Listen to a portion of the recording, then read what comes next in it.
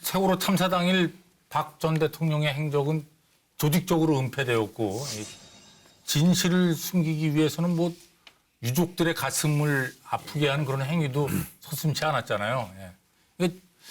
보수단체를 동원해서 세월호 반대 집회를 연 사실도 드러났고요.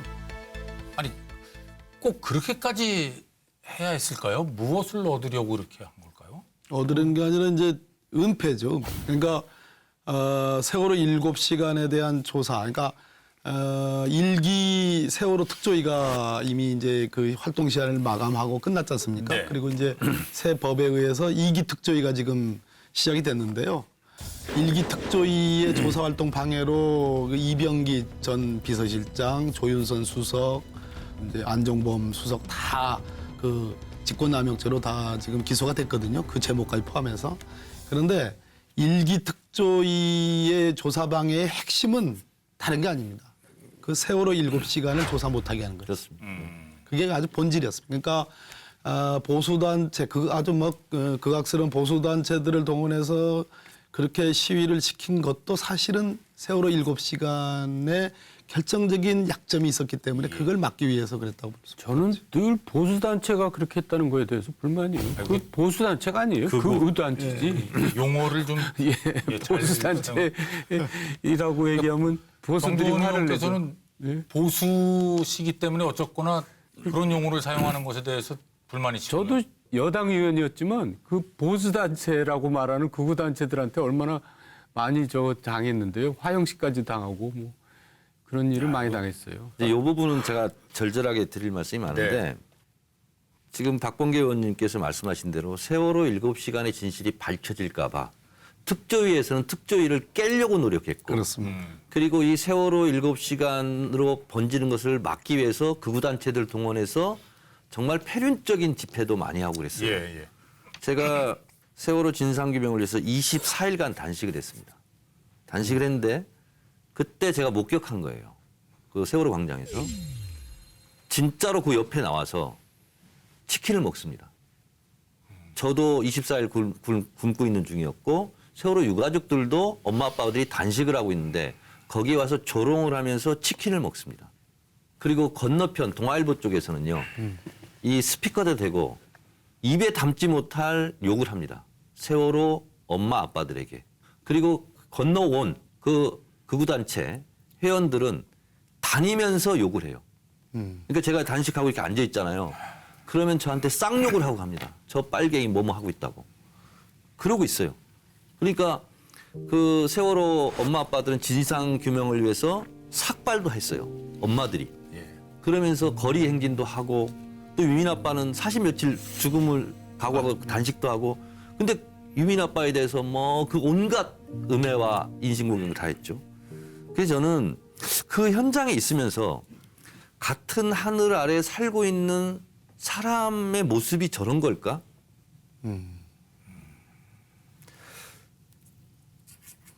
예, 그런 생각이 들 네. 법했어요. 그러니까 제가 엄마들한테 눈물이 지금 아이고 참. 그 네. 잘 안 알려진 사실들을 저는 많이 듣잖아요. 근데 이제 시신을 수습하러 가잖아요. 가면 얼굴이 똑같대요. 어디 뭐 부딪히거나 뭐 이렇게 타박상 이런 게 아니고 얼굴이 너무 뽀얗다는 거예요.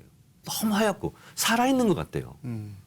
그래서 아이고 누구야 이렇게 하고 이제 가서 만질 거 아니에요. 손톱은 까맣게 죽어 있는 거예요.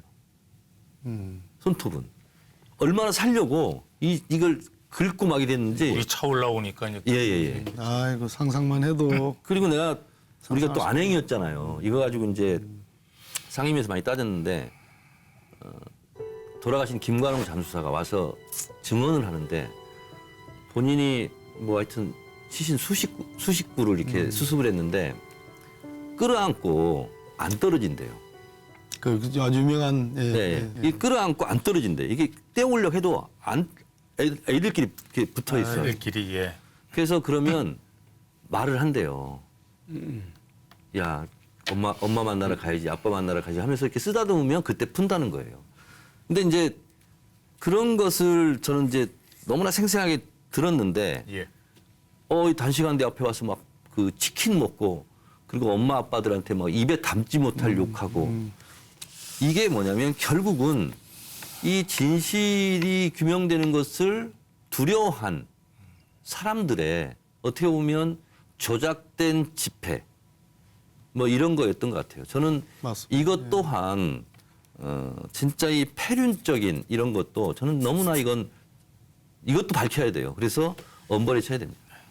근데 이제 세월호 7시간에 대해서 얘기하다 보면 우리가 이제 조금 착각을 하게 돼요. 그게 박근혜 7시간으로 귀결되거든요. 근데 그건 아니죠.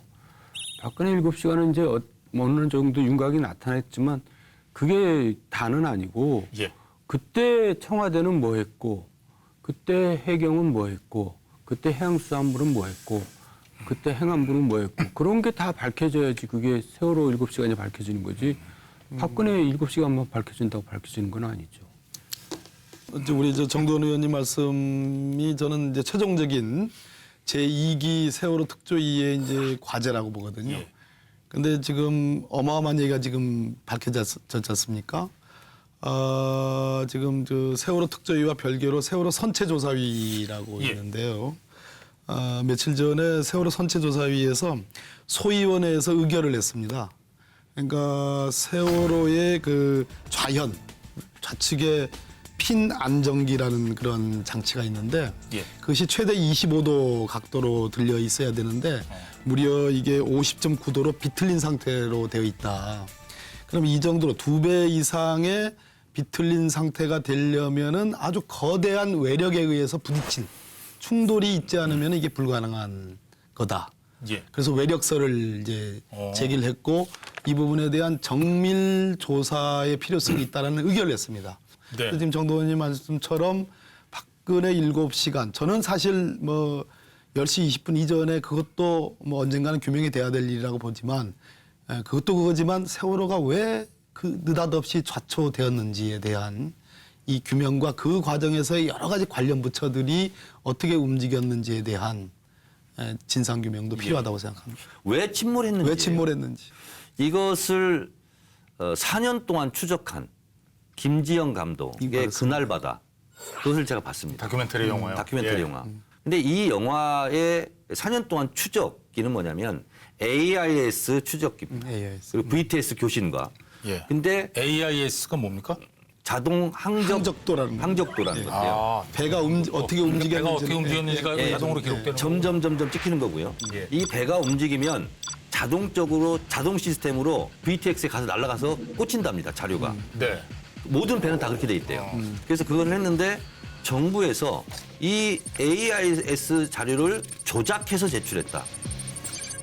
이렇게 의심을 하고 시작을 한 영화입니다. 그래 봤더니 병풍도 앞에서 세월호가 침몰했는데요.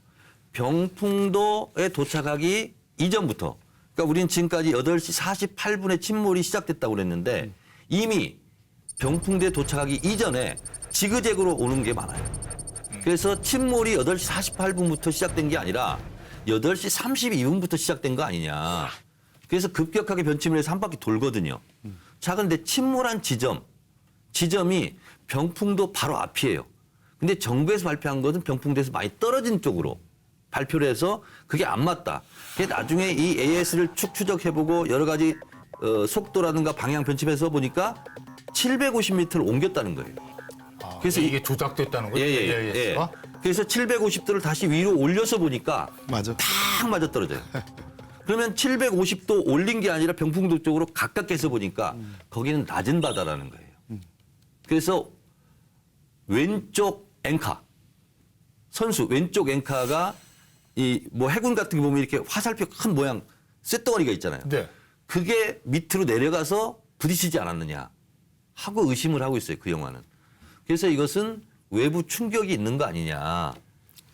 그래서 이제 우리가 그 침몰 원인 관련해서 이 얘기는 해야 될 텐데 네. 이제 공식적인 원인 발표는 있어요. 검찰에서 예. 불법 증개축을 하고 과적을 해서 보건력이 약해진 상태였단 말이에요. 그때 이제 조타수가 조타 실수를 해서 이제 뒤집혔다. 기울어졌다. 이제 그게 공식 발표인데 저는 특조 위기에서 이제 밝혀냈으면 좋겠고 밝혀내지 않으면 이제 공식 발표가 유효하겠죠. 예. 근데 어쨌든 그렇게 해서 정리를 해야지 그렇지 않으면 이 세월호가 끝이 안 나요. 저는 이렇게 생각합니다. 우리가 1980년 5.18 광주 항쟁, 민주항쟁에 대해서 수십 년간 지금도 그 역사적 진실에 대한 규명 작업을 지금도 하고 있는 거거든요. 그렇죠. 마찬가지로 이것이 누구를 벌한다라는 그런 차원보다는 다시는 정말 이런 일들이 백주대낮에 있을 수 없는 일들이 지금 국가 재난 컨트롤 타워의 완전 와해로 인해서 붕괴로 인해서 벌어지고 구조하지 못한 거 아니겠습니까? 그런 측면에서 역사적 교훈, 다시는 이런 일을 반복하지 않아야 된다는 측면에서도 저는 이 진상규명은 반드시 필요하다고 봅니다. 네.